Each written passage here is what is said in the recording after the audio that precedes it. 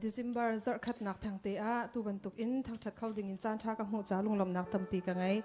alun cha zar ni chung vel te kha kan chung ta kharin fluin kan zo cha ma me tu zong he kan piang pai khau ri lo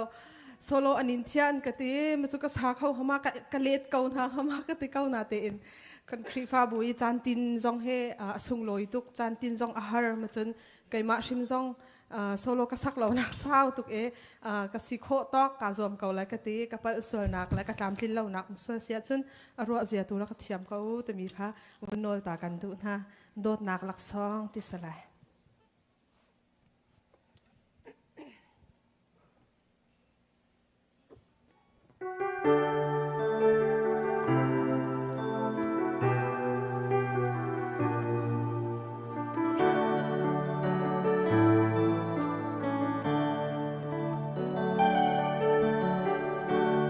Kil in khoa ka hay chuani